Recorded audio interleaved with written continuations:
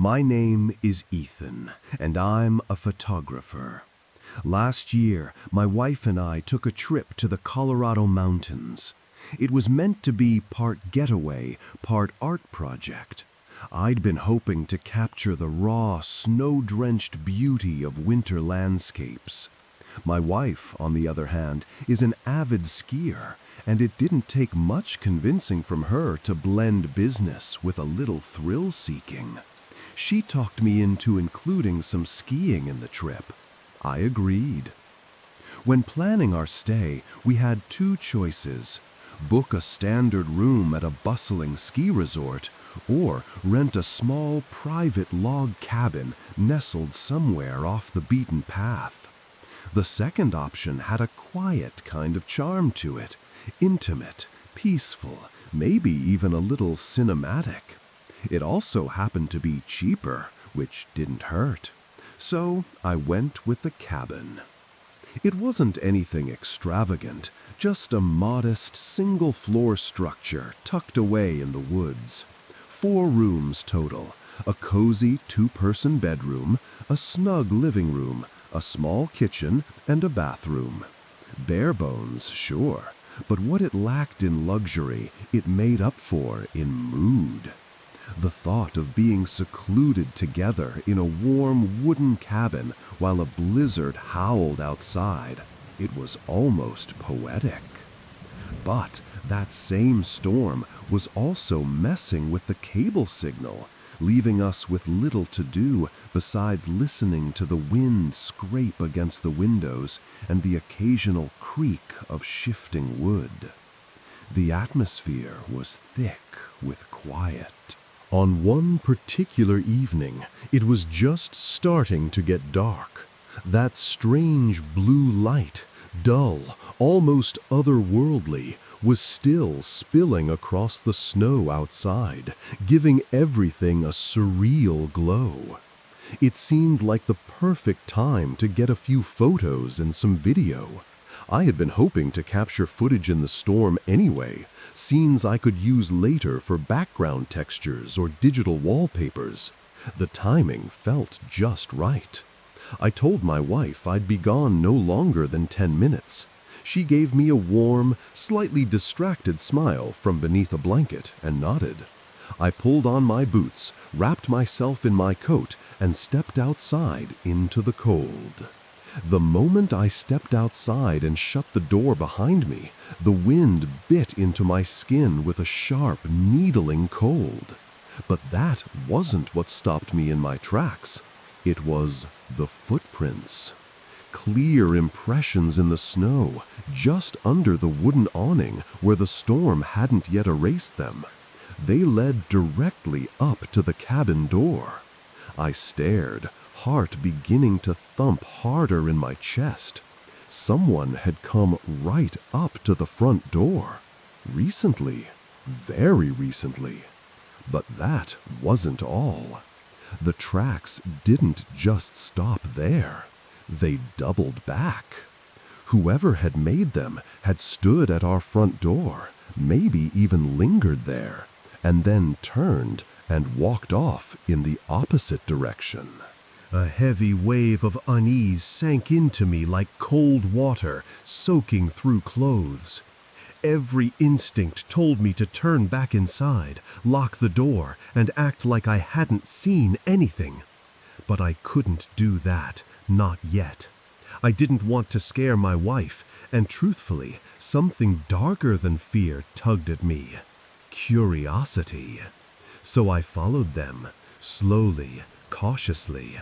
The snow crunched faintly beneath my boots as I made my way around to the right side of the cabin. That's when I noticed where the prints led. Straight to the bedroom window.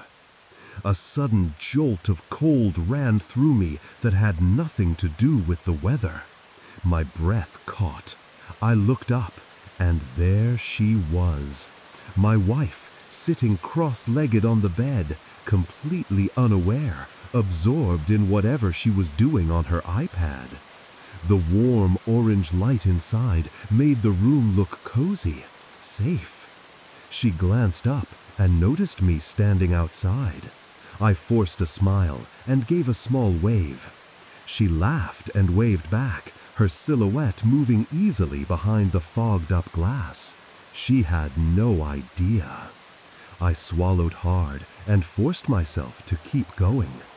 The footprints continued, curving around the far end of the cabin. I followed them, my mind now racing. My muscles were tense, like they were waiting for something to jump from the shadows. The trail led to another window, this time the living room. Another stop, another vantage point. Someone had been circling our cabin, watching us, stalking us. The question that echoed louder in my head was, how long had they been doing it? I stood there for what must have been a full minute, my boots planted in the snow, heart pounding in my throat. I stared at the prints, trying to work out whether I should keep going or turn around and pretend none of this was happening. But something compelled me forward. I couldn't stop now. The tracks were leading away from the cabin now, carving a deliberate path into the woods beyond. And from the look of the boot marks, the depth, the stride, I could tell. I wasn't following where this person had come from. I was following where they were going. And they hadn't gone far. I kept following the footprints, each step pulling me farther from the cabin and deeper into the trees. The cold felt sharper out here, more isolated. The wind whispered through the pines with a strange, hollow sound, and the sky was quickly darkening to a dim, steel blue. Then I saw him. A man. He was just standing there, wearing a black coat, his back to me, facing a tree as if in a trance. His body was slouched forward slightly, head low, as though he were studying something on the ground. But he wasn't moving, not an inch. He was still, so still it almost didn't seem natural. The snow was steadily piling on top of his hood and shoulders, as if he'd been standing there for a long time, completely indifferent to the cold or the storm. I stopped dead in my tracks. My breath caught, and I instinctively held it, trying not to make even the slightest sound. Every muscle in my body tensed, like it was waiting for him to turn around. But he didn't. He just stayed there, facing the tree. I wanted to ask if he needed help. Some part of me thought maybe he was hurt or lost. But something about him, no normal person just stands like that. Not in the middle of the woods, in a snowstorm, not doing anything. There was a wrongness to it, the kind of feeling that prickles under your skin and tells you not to move a muscle. Like you're watching something that isn't meant to be seen. He didn't speak, didn't shift, didn't even flinch, just stood there like a deranged statue. I began slowly edging backward, keeping my eyes locked on him. I didn't even turn around. I just stepped back one cautious foot at a time, heart hammering in my chest, terrified that the moment I blinked, he'd turn and look at me. He never did.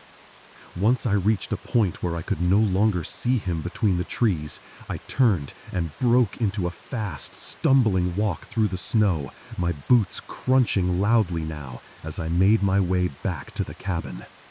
When I got to the door, I flung it open and slammed it shut behind me. The force rattled the walls. My wife came rushing over immediately. Her face was pale, confused, and concerned. I saw it in her eyes. She could tell. She knew something was off just by the way I looked. She didn't even need to ask. But she did, and she didn't stop. After a few minutes of relentless questions, I gave in and told her everything. I told her about the footprints, the windows, the man, the way he just stood there. She didn't hesitate. She dropped everything and started throwing our stuff into bags. "We're leaving," she said, firm and absolute. But I shook my head. "No, we're not going anywhere." She froze, staring at me like I'd lost it. I told her there was no way we were packing up and leaving just because some weirdo was wandering around outside. Besides, I wasn't about to forfeit the money we'd spent. There'd be no refund for cutting the trip short. It felt foolish to let fear chase us away. She didn't argue, but her expression said everything. She didn't like it, not one bit. Still, she made a point of locking both bolts on the front door. Then she went from window to window, double-checking that each one was shut tight, latching them with extra care. Her movements were quiet, but tense. That night, we didn't do much.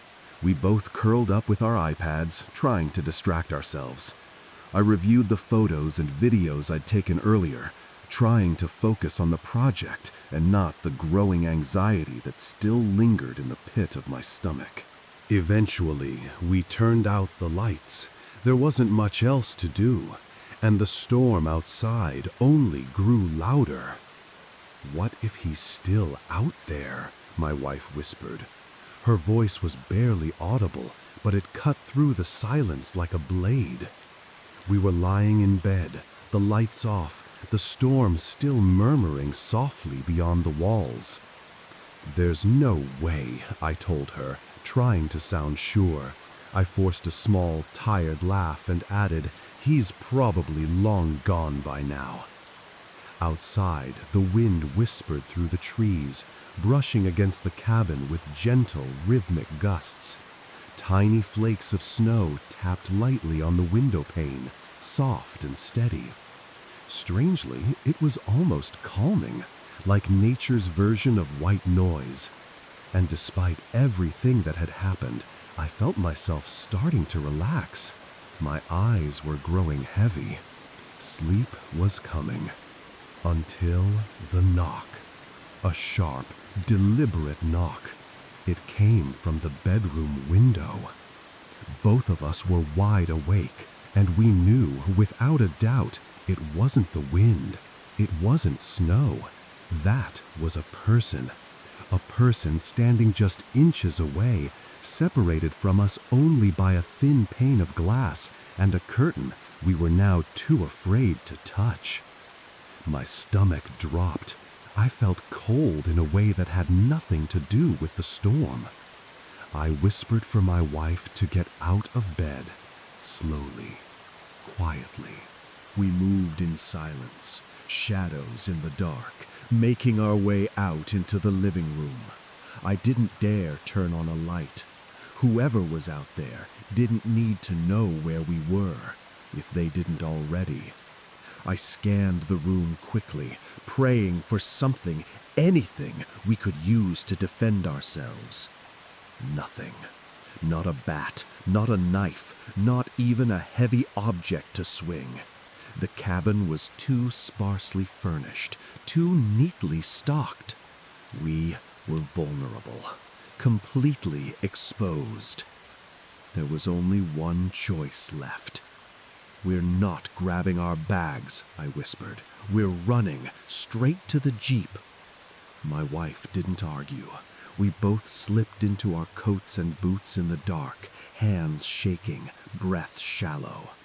Every second stretched like a lifetime. My fingers fumbled for the keys in my pocket. Then another knock, this time from the living room window. But not just any window. It was the one on the opposite side from where the Jeep was parked. I don't know if it was a coincidence or a distraction, but we didn't wait to find out. I hit the unlock button on my key fob. I had never been so grateful for remote locks in my life. The lights on the Wrangler blinked in the dark, our signal. We bolted. Boots crunching over the snow, hearts thundering, we made a mad dash through the night.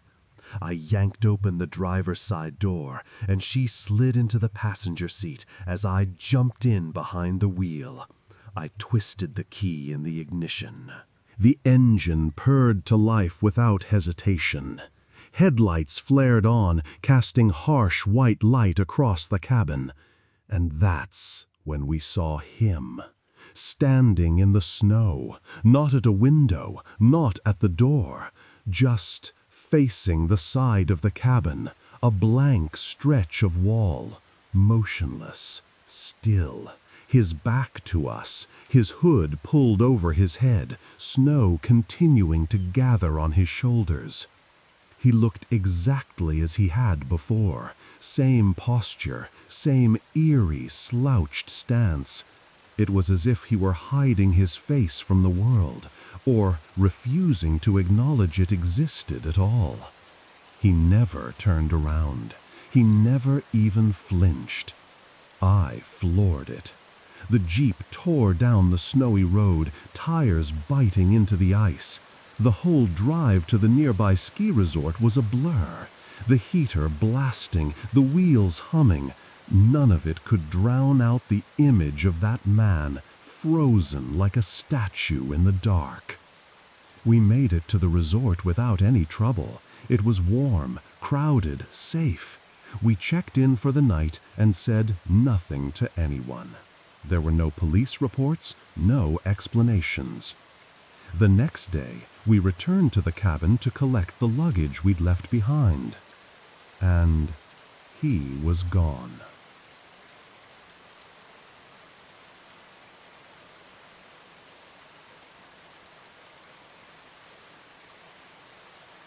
When I was 17 years old, I had the most terrifying experience of my life. It happened one night while I was home alone and, coincidentally, trying pot for the very first time. The timing couldn't have been stranger. It was mid-December, right in the middle of a moody late fall snowstorm. The kind where the sky turns an eerie shade of gray-blue, and the wind sounds almost like whispering voices if you listen long enough. I was up in my room, lights dimmed low, some movie playing quietly in the background. Mrs. Doubtfire, I think, though I wasn't really watching it, just needed the background noise, something familiar to help me ease into the experience. Most of my focus was on the small pipe in my hand and the strange process of trying to figure out how to inhale properly without hacking up a lung. I must have spent at least half an hour fiddling with it, taking in smoke and holding my breath, coughing here and there, trying again, over and over. But for the longest time, nothing happened. I didn't feel any different, just nervous and cold. About 10 minutes later, though, something finally shifted. It crept in slowly, like a gentle wave brushing the edges of my mind. A quiet calm began to settle over the room, or maybe it was inside me. It was hard to tell. Things felt softer somehow, calmer. Yet at the same time, my senses were heightened. I became intensely aware of the hum of electronics, the subtle flicker of shadows on the wall, even the rhythmic ticking of the clock in the hallway that I'd never noticed before. Or maybe I was just less aware. I couldn't tell anymore. All I knew was that something was different, and I liked it. There was a strange sort of excitement in not knowing what came next. I took another slow hit from the pipe, holding it in longer this time. And that's when I heard it. A sound, something coming from downstairs. I paused, confused. At first I thought it might have been the movie, but instinct told me to check. I grabbed the remote and muted the TV, letting silence fall over the room like a heavy blanket. There it was again, a faint tapping noise, sharp and spaced out, almost like knocking. But not at the door directly. No, it was lighter than that, almost hesitant, like someone gently tapping a single knuckle against the front door. Tap, tap, tap. I froze. A jolt of panic crawled up my spine. What if it was my parents or my sister? They weren't supposed to be home, but what if they came back early? And worse, what if they could smell it? What if I already reeked of smoke, and it had seeped through the walls, down the stairs, across the whole house? Would I be acting weird? Could they tell? I sat there, completely still, heart thudding in my chest, staring toward my bedroom door as if it might burst open any second. The tapping continued, soft, steady, patient. And for the first time that night, the high didn't feel so pleasant anymore. I crept downstairs, each step feeling heavier than the last. The silence in the house made every creak beneath my feet seem louder than it should have been. I reached the front door, took a breath, and leaned forward to look through the peephole. It wasn't my parents. It wasn't my sister either. Instead, standing there on our porch in the middle of a snowstorm was a man I'd never seen before. He looked rough, like he'd been out in the cold far too long. His clothes were ragged, thin, and definitely not made for winter. A tattered hoodie hung loosely off his shoulders, and his jeans were stiff with wet snow.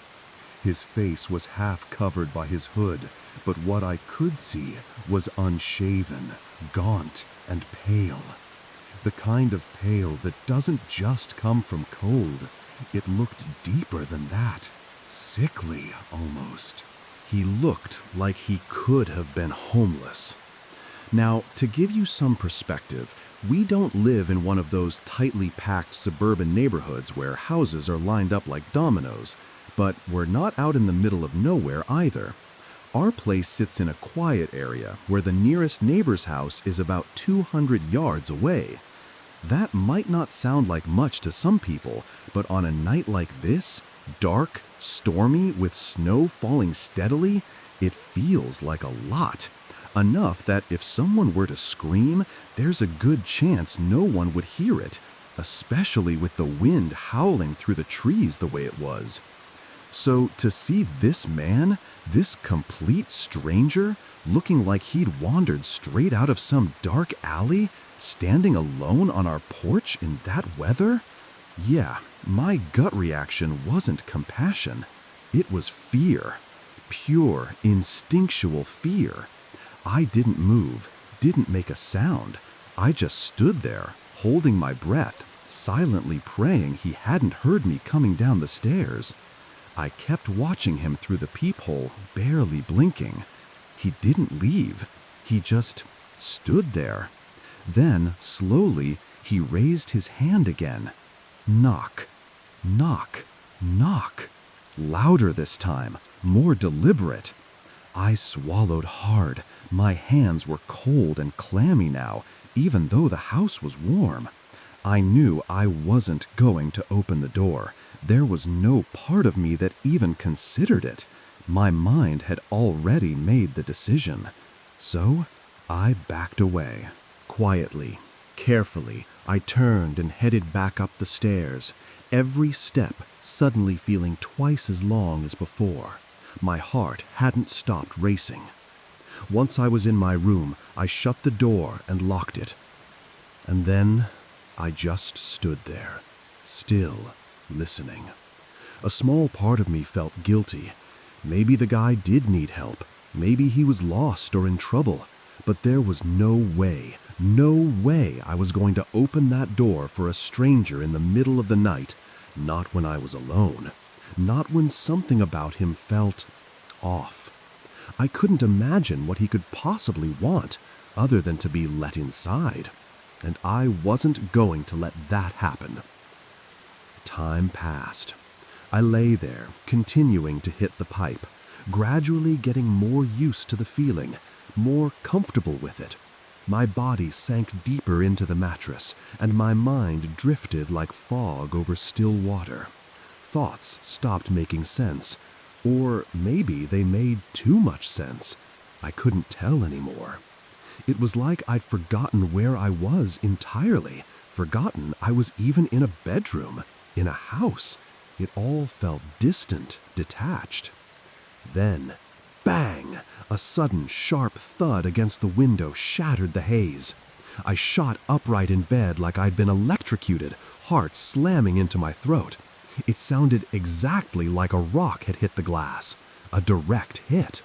I sat frozen for a split second, wide-eyed in the dim light from the TV, then reached for the remote and killed the screen. Instant darkness. Pitch black. I couldn't see a thing, the kind of dark that makes you feel like you're underwater.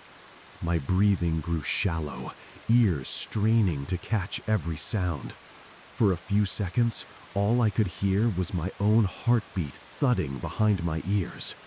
The memory of the man on the porch came rushing back all at once. Of course it was him. He was still out there, and now he was at my window. But as terrifying as that realization was, a strange logic began to press its way into my mind. I was inside. He was outside. He couldn't do anything to me. The doors were locked. The windows were shut. I repeated it in my head over and over, trying to convince myself it was fine. He's outside. You're inside. He can't get in. You're safe. And yet, the high wasn't making things easier. It was making everything worse. I was suddenly aware of every sound in the house, the small pops and creaks in the walls, the shifting of the wooden frame, the wind brushing against the siding. Sounds I normally wouldn't even notice now felt deafening, sinister even. Was that a footstep? Was that the floor settling? The heater kicking in? My mind chased every noise like it meant something, until I could hardly think straight. The silence wasn't comforting anymore. It was suffocating. But nothing else happened. No more knocks, no more rocks, just the whisper of the wind and my racing imagination. After a while, the adrenaline started to wear off. The pitch black started to feel almost soft again. My body grew heavy. My eyes started to droop. The fear didn't disappear, but it dulled into a quiet, nagging presence at the back of my mind. And apparently, though I hadn't known this before, pot could knock you out harder than any sleeping pill. I drifted off, uneasy and exhausted, surrounded by darkness, half convinced I'd wake up to find him still standing outside, waiting. I woke up suddenly, heart thudding in my chest like a drum. For some reason, I immediately assumed it had to be around 3 a.m., that dead hour of the night where everything feels heavier, quieter, off. But when I glanced over at the digital clock glowing faintly beside me, it read 12:41. Only about 20 minutes had passed since I drifted off. Still groggy, I sat up and rubbed my eyes. That's when I heard something, a faint, unfamiliar noise from down in the den. A creak, maybe, a shift in the floorboards. At first, I thought I was imagining it. Maybe it was the wind. Maybe the house just sounded different when you were high. But then, the memory came rushing back. The man. My blood turned cold. My heart began pounding again, faster now. I sat still, barely breathing. I was just about to get out of bed when I noticed something wrong in the corner of my eye. It was across the room, just beyond the half-open bedroom door. Something was there. I leaned forward, squinted into the darkness, unsure if my mind was playing tricks on me. Then I saw it. A face. Someone was peering into my room from behind the door. just standing there, watching me. His features were mostly hidden by the shadows, but the faint outline of his head, the glint of his eyes, they were unmistakable. I let out a scream, not just any scream, but a raw, gut-wrenching animal scream, the kind that bursts out before you even realize it's happening. The figure slowly stepped into the room, walking toward me in the dark. I just need a warm place to stay," he mumbled. His voice was trembling, quiet, but there was something off in the way he said it, something hollow. My survival instinct kicked in. I had no time to think, no time to hesitate. As soon as he got within arm's reach of the bed, I lunged forward and shoved him to the floor with everything I had. The adrenaline pumping through me made the action feel weightless, automatic. He hit the floor hard, but didn't cry out. That's when I realized just how skinny he was, frail, weak. His limbs moved in uncoordinated jerks, like he hadn't eaten or rested properly in days. He didn't fight back in any real way. I grabbed him, arms shaking, and started dragging him toward the front of the house. He stumbled and resisted weakly, trying to brace himself, muttering something incoherent. But I had too much momentum. I was running on fear now. And in that moment, I saw it clearly in his eyes. Madness. He wasn't just lost. He wasn't just desperate. He was unhinged. I forced him toward the door, flung it open, and shoved him out into the freezing night. He tried to push back, claw his way in, but it was no use. He was too far gone, too broken. I slammed the door shut behind him and locked it tight, both locks. Then I grabbed the phone and called the cops with shaking fingers. After that, I stayed downstairs. He had broken one of the small panes of glass to get inside. I could see the shattered pieces glinting in the hallway, cold air seeping in through the gap. I didn't dare go back to bed. I stood by the broken entry point, eyes fixed on the door, just in case he tried to come back. When the police arrived, they found him outside, sitting in my front bushes, curled into a ball. He didn't run. He didn't scream. Just sat there, arms wrapped around his knees, rocking slightly. They took him to the station. After that, he wasn't my problem anymore. So, do I feel bad about it? Sometimes, yeah, a little. He was clearly disturbed, maybe even mentally ill. I don't know how dangerous he really was. Maybe he was just cold, desperate, looking for shelter. But I do know one thing. That night was, without a doubt, the scariest experience of my life.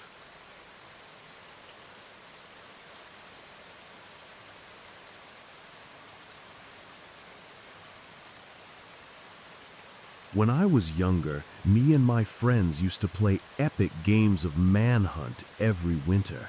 It became a tradition for us, especially when the snow came down hard. I'm talking about the kind of games that took over entire blocks, where we'd spend hours outside, bundled up and breathless, chasing each other through the snow-covered streets. There was one night in particular, mid-January, when we were all around 13 years old, that's burned into my memory for a very different reason. A blizzard had rolled in that day, not just a light dusting or flurries, a full-on whiteout. But that didn't stop us. If anything, it made the game better. We had 6 people that night, 3 on each team. The rules were simple, a blend of tag and hide and seek. One team hid, the other chased. You had to reach a designated safe zone to be safe from getting tagged. For us, that safe point was always the front stoop of my house. In the summer, it was a blast, But in the snow, it was legendary. The snow added this whole new layer of strategy. You could dive behind piles of powder and practically disappear. You could track people by their footprints or fake trails to throw them off. Snowballs became our version of defense, lobbing them at chasers to slow them down. It was chaotic, hilarious, and honestly some of the best fun we ever had growing up. But this particular year, things went sideways. It was my team's turn to hide. To make things easier, I'll give you the names of my teammates, Dan and Christian. Dan was the bold one. He didn't even hesitate. He jumped the fence and slipped into someone's backyard on the other side of the block. Technically not cheating, since we never really had set boundaries. The wilder the hide, the better. Christian was quieter but clever. He climbed on top of another friend's backyard shed and hunkered down behind the sloped roof, practically vanishing into the snow-covered shingles. I decided to try something sneakier. Instead of finding a spot and staying put, I ran. I looped around the backyard again and again, creating a chaotic maze of overlapping footprints, enough to confuse anyone who tried to track me. I figured it'd throw the other team off and buy us time. I had just rounded the far end of the yard when I heard the call echo across the night air. "We're coming!" The seekers were on the move. The game had begun. And none of us knew that by the end of the night, something about that blizzard, that game, would leave us all shaken in a way we couldn't explain. I had to think fast. Things were unraveling quickly, and the seekers were already closing in on the backyard.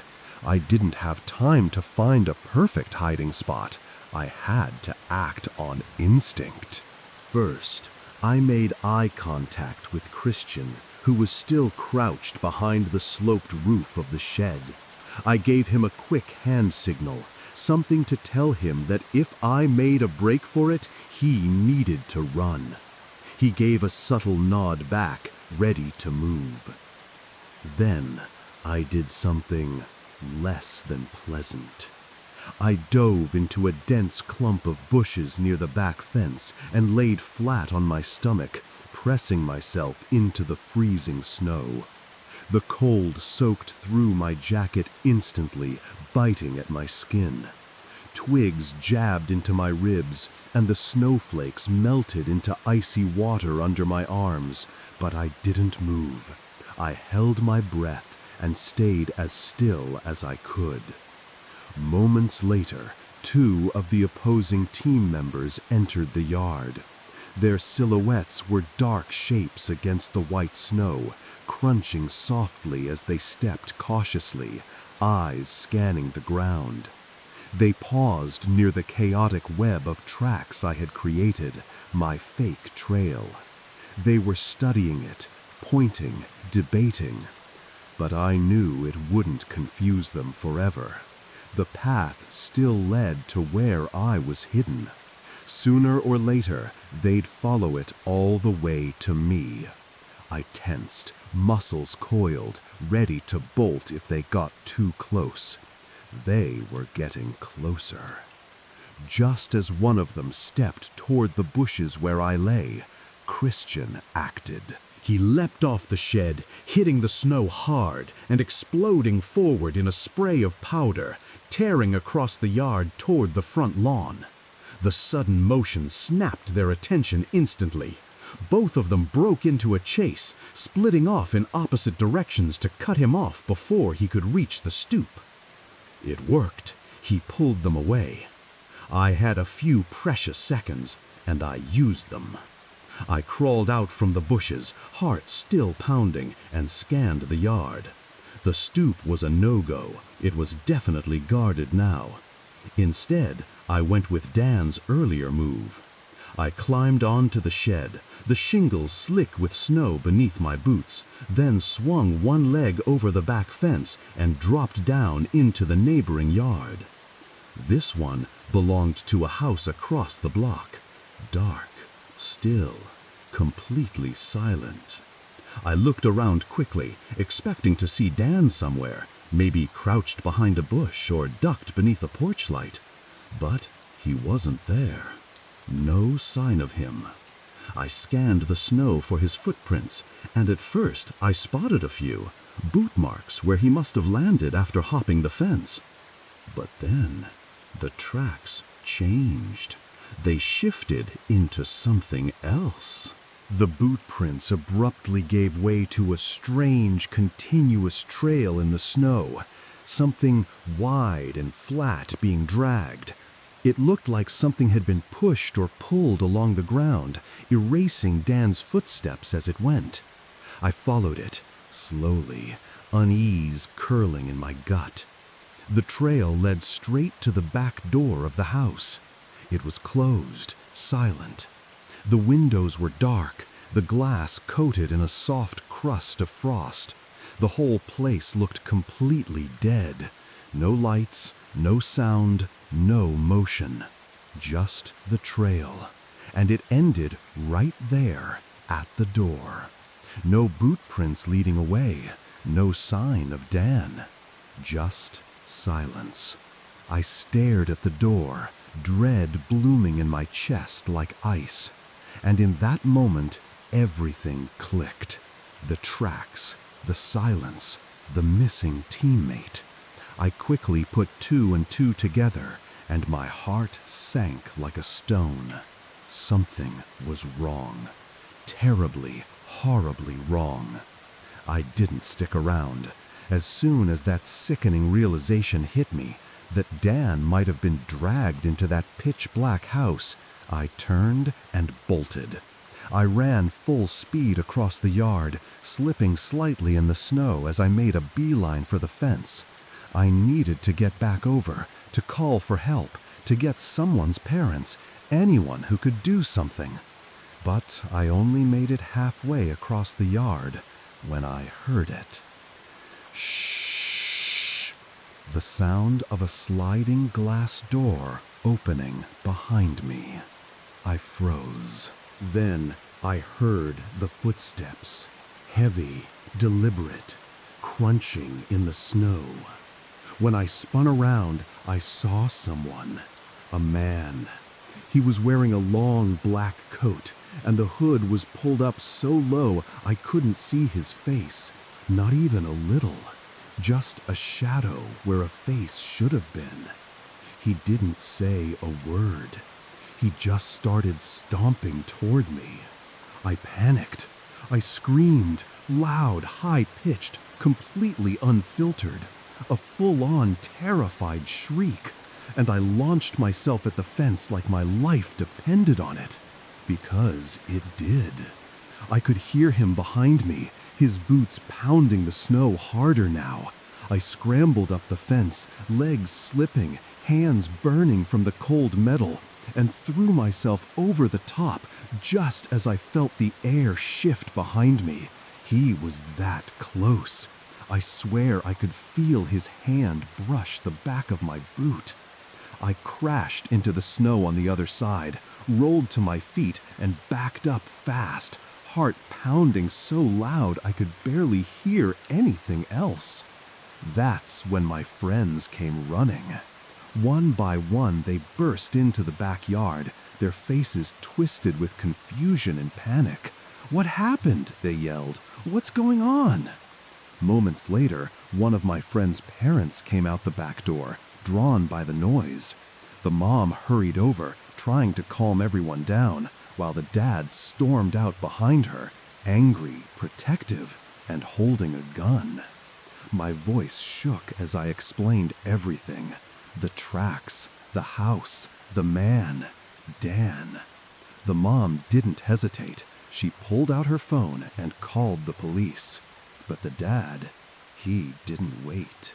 He took off across the yard and around the block, straight to the house with the dark windows.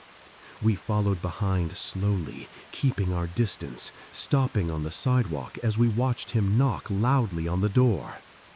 No answer. He knocked again, harder this time. Still nothing. So he turned the handle. It was unlocked. He stepped inside, disappearing into the darkness. He told us all to stay put, his voice low and tight. We waited there in the cold, watching, holding our breath. Minutes passed, maybe 2, maybe 10. It felt like forever. Then finally, the door creaked open again. He stepped out, cradling something in his arms. It was Dan. He was unconscious, face pale, limp in the man's grip. His cheek was swollen, red and bruised, like he'd been hit hard, maybe with a blunt object, a shovel maybe. His jacket was torn, and his hands were scraped raw. We all stood frozen as he carried him back toward us. The dad didn't say much, just that Dan would be okay, that the guy was gone, the house was empty. There hadn't been a car in the driveway when I escaped earlier, which meant the man must have taken off the moment I slipped over the fence. Vanished, like he knew what was coming. Police searched for him after that, but as far as I know, they never found him. No one saw him come back. He disappeared, and to this day, I don't think he's ever been caught. We never played Manhunt again after that. And I guess the real horror of it is this. You can grow up thinking your neighborhood is safe, that the people living just a few doors down are just like your family, normal, harmless. But sometimes they're not. Sometimes a predator is hiding in plain sight, just waiting for the perfect moment to strike.